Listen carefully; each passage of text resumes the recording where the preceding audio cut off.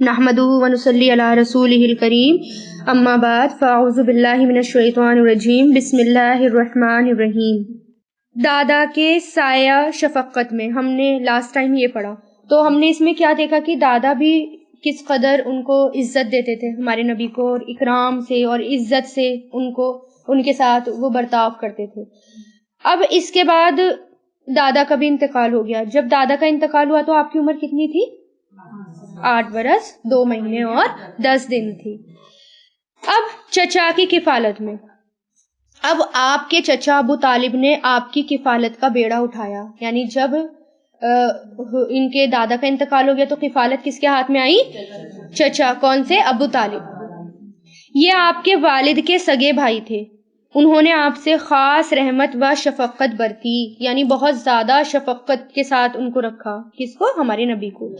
वो मालदार तो ना थे, लेकिन आपकी किफालत के बाद अल्लाह ताला ने उनके थोड़े से माल में इस कदर बरकत दी कि एक आदमी का खाना पूरे कुंबे के लिए काफी हो जाता था।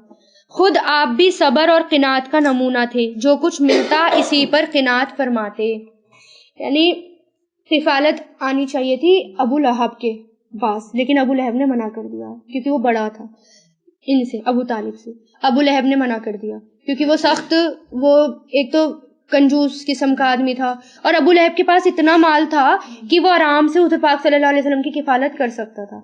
लेकिन अबू तालिब के दिल में क्या थी? रहमत और शफकत थी। इसलिए उन्होंने क्या कहा कि मैं इनकी किफालत करूंगा। अब अबू तालिब के कितने बच्चे थे?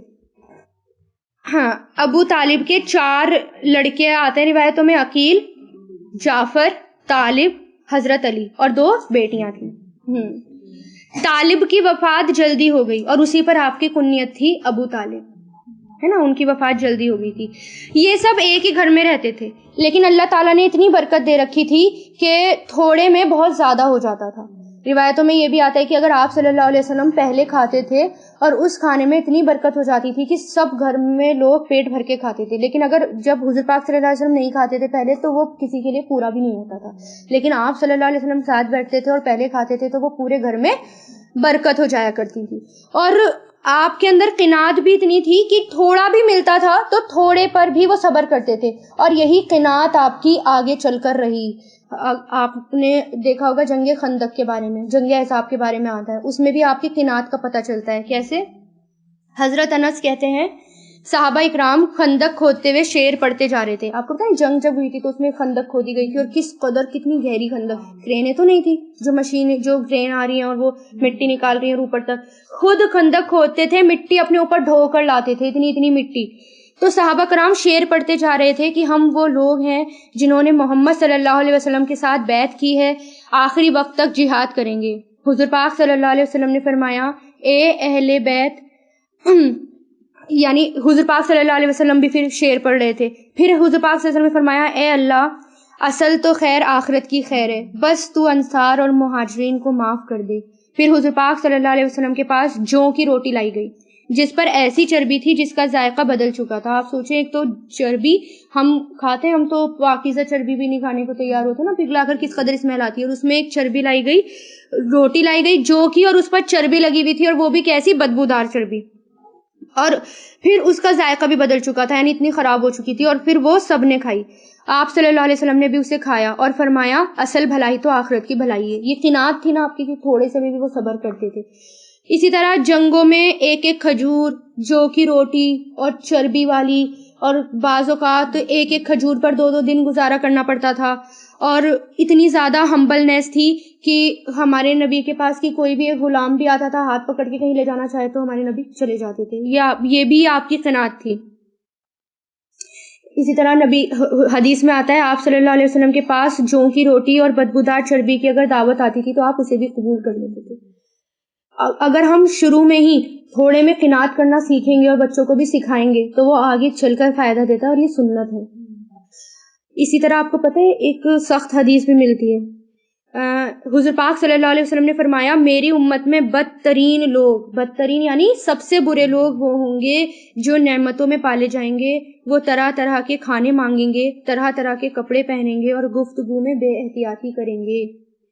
اور ایک روایت میں آتا ہے کہ وہ رنگ برنگ کے مشروب پیئیں گے، یعنی مشروب مانگیں گے، شربت طرح طرح کے، کلرفلس جو آج کل چل رہے ہیں، کلرفلس۔ تو اس میں کیا ہے، اگر آپ کو یہ مل رہا ہے تو کوئی بات نہیں، ہمیں اس کو زندگی اپنی نہیں بنانی، یعنی اس کے پیچھے جینا نہیں ہے، اس کو اپنی زندگی نہیں بنانی ہے اپنی، کیونکہ نبی نے بتایا کہ یہ بدترین لوگ ہوں گے جو نعمتوں میں پالے جائیں گے، اور ہم ایسے ہی اپنے بچوں کو پال رہے ہیں، اور ہمارے بچے بڑے ہو کر بھی اتنی نعمتوں میں پل رہے ہوتے ہیں کہ بڑے ہو کر اگر تھوڑا بھی ان کو کہیں تو وہ مانتے ہی نہیں، اپنے گھر میں بھی اگر آپ دیکھیں تو شروع سے ہی قناعت ہونی چاہیے، شروع سے ہی آپ تھوڑے پر صبر کریں اور اس کو جینے کا مقصد نہ بنائیں، طرح طرح کے کھانے، طرح طرح کے مشروب، اس کو جینے کا مقصد نہ بنائیں۔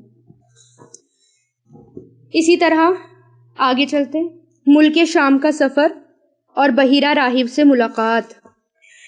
جب آپ صلی اللہ علیہ وسلم کی عمر 12 برس اور کہا جاتا ہے کہ مزید 2 مہینے 10 دن ہوئی تو ابو طالب نے تجارت کے لیے ملک شام جانے کا قصد کیا، یعنی ارادہ کیا، کہاں جانے کا؟ ملک شام۔ آپ کو ان کی جدائی بہت گراں گزری، جس سے وہ بھی بہت متاثر ہوئے اور اپنے ساتھ لے لیا۔ کس کو؟ آپ صلی اللہ علیہ وسلم کو، یعنی دونوں ایک دوسرے کی جدائی برداشت نہیں کر رہے تھے، تو اس لیے انہوں نے کیا سوچا کہ میں آپ صلی اللہ علیہ وسلم کو ہی اپنے ساتھ لے چلتا ہوں۔ جب قافلے نے ملک شام کی حدود میں پہنچ کر شہر بصرہ کے قریب پڑاؤ ڈالا تو بحیرہ نامی عیسائیوں کا ایک بڑا راہب، راہب کسے کہتے ہیں؟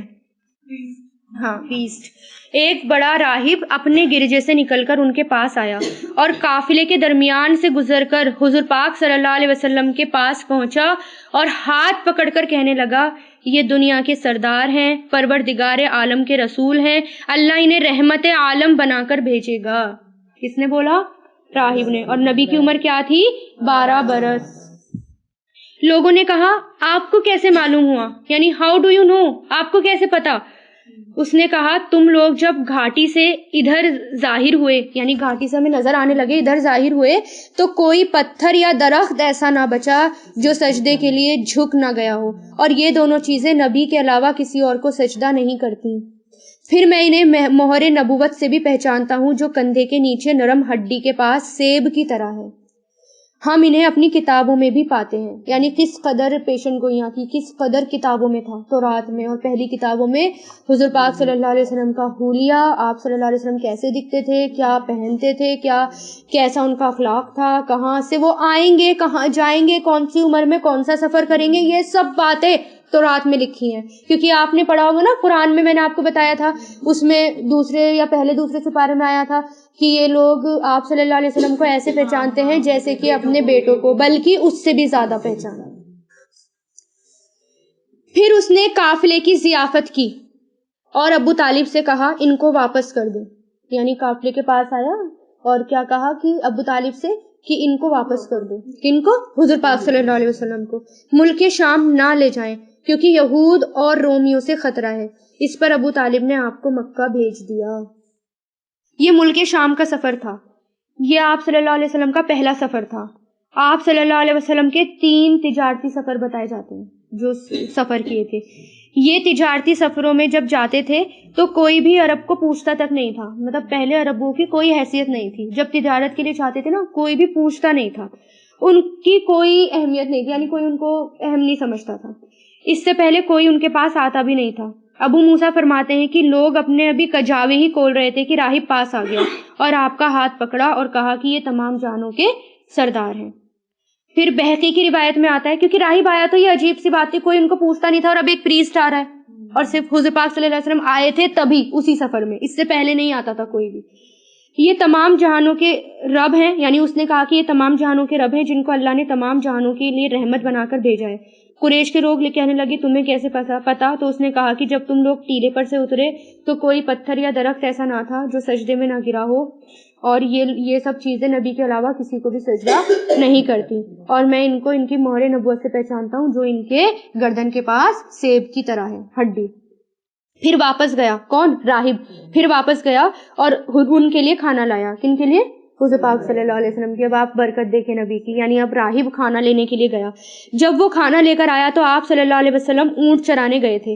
راہب کہنے لگا کسی کو بھیج کر ان کو بلاؤ، تو آپ صلی اللہ علیہ وسلم کو بلایا گیا، آپ تشریف لائے تو بدلی ان پر سایہ کیے ہوئے ساتھ چل رہی تھی، کن پر؟ آپ صلی اللہ علیہ وسلم پر۔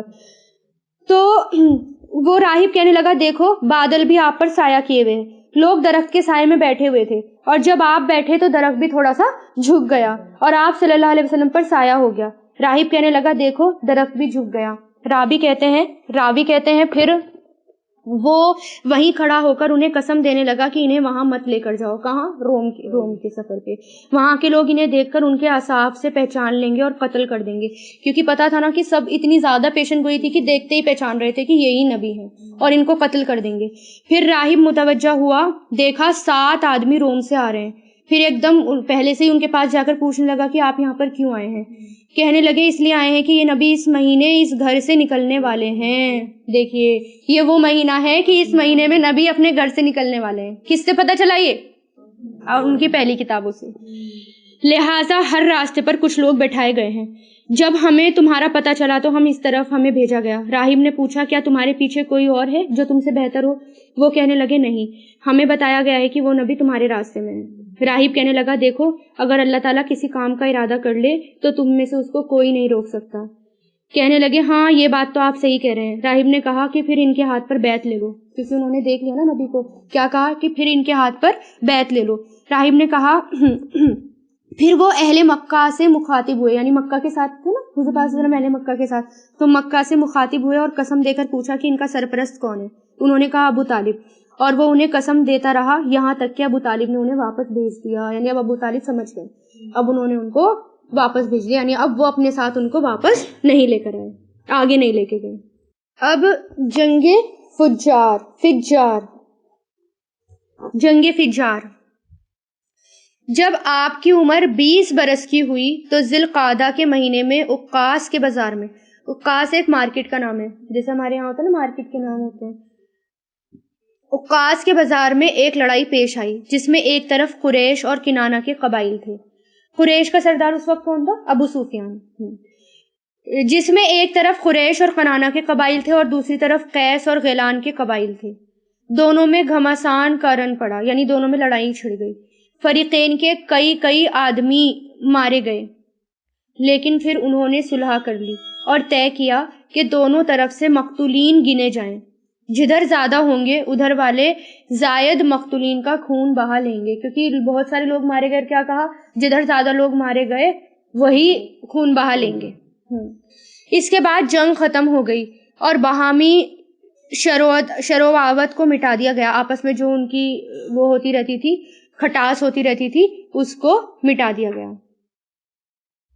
عداوت کہتے ہیں دشمنی، شر اور عداوت کو، یعنی جو بھی دشمنی تھی.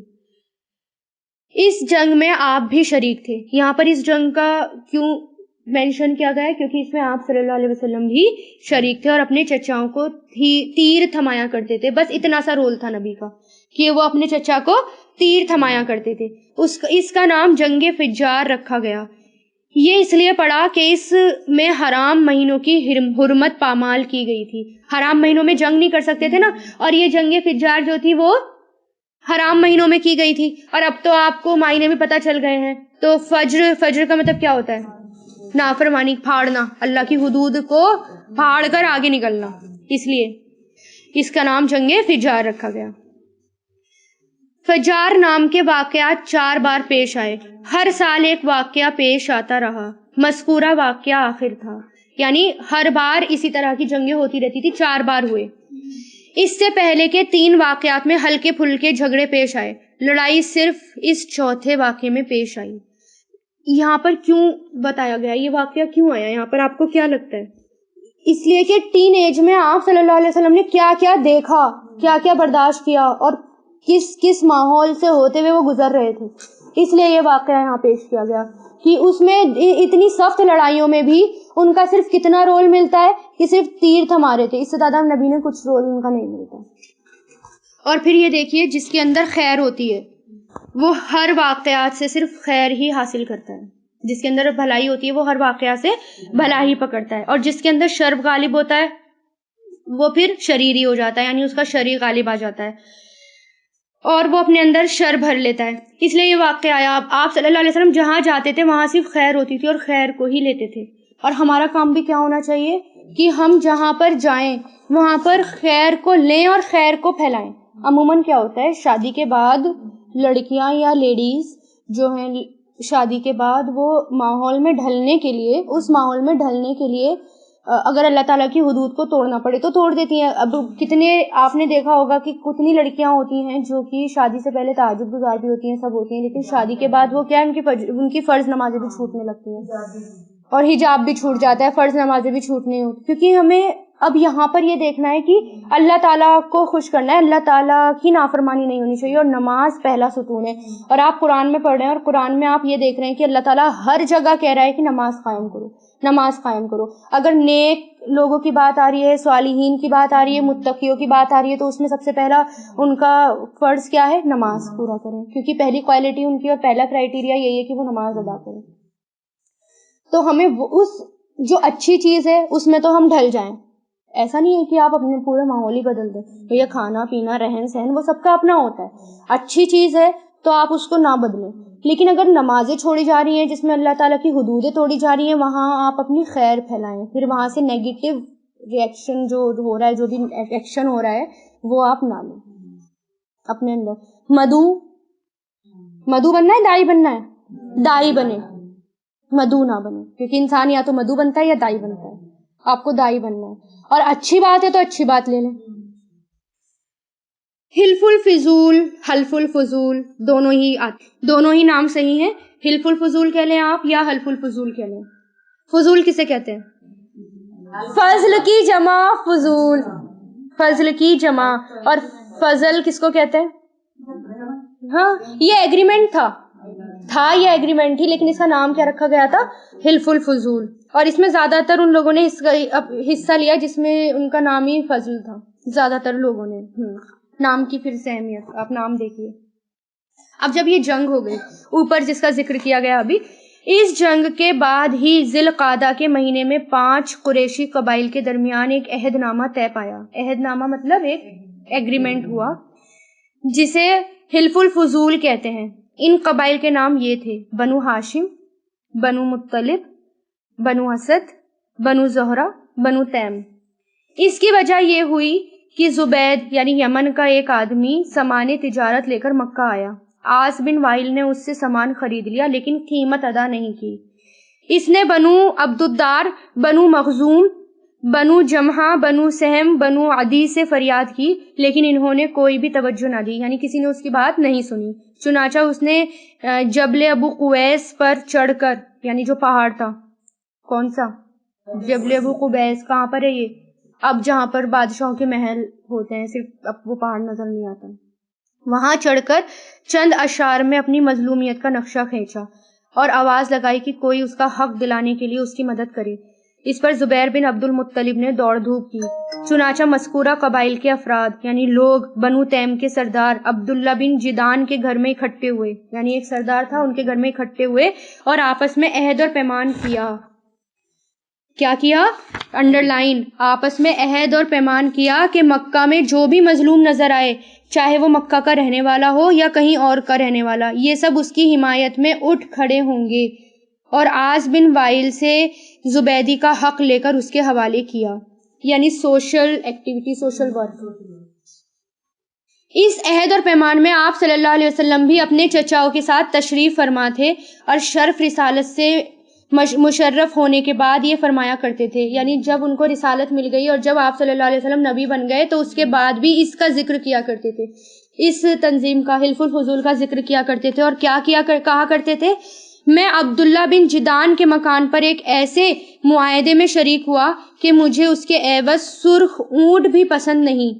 سرخ اونٹ جو تھے نا بہت کوسٹلی ہوتے تھے عرب کے ٹائم پر، اس لیے یہاں پر سرخ اونٹ کی بات کی گئی کہ مجھے اس کے عوض سرخ اونٹ بھی پسند نہیں، اور اگر میں اس کے لیے دور اسلام میں بلایا جاتا تو اسے یقیناً قبول کرتا.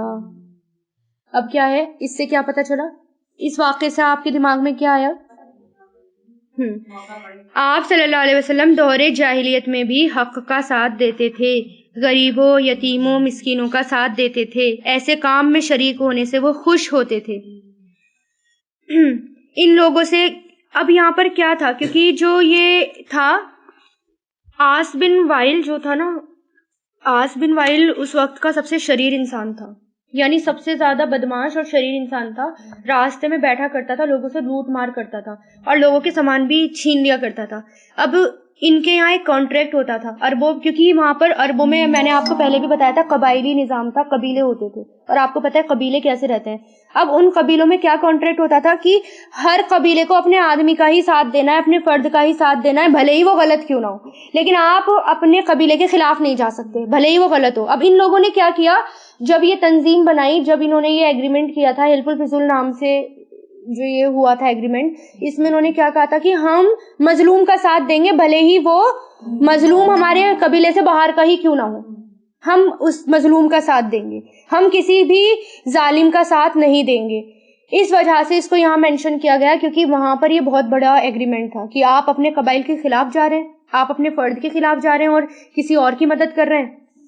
تو اس سے کیا ہے کہ سوشل ورک، اگر کوئی ہمیں سوشل ایکٹیویٹی میں جوڑنا چاہے تو ہم سوشل ایکٹیویٹی میں جڑ سکتے ہیں۔ سوشل ایکٹیویٹی غلط نہیں ہے، کیونکہ آپ صلی اللہ علیہ وسلم کو بھی یہ پسند تھا، سوشل ویلفیئر کا کام آپ کو بھی پسند تھا، تو آپ اس میں حصہ لے سکتے ہیں۔ جیسے بلڈ ڈونیٹ کا ہوتا ہے، آپ بلڈ ڈونیٹ کر سکتے ہیں، یا پھر آپ کوئی بھی یتیم کے لیے کچھ بن رہا ہے آپ اس میں بھی کنٹریبیوشن کر سکتے ہیں۔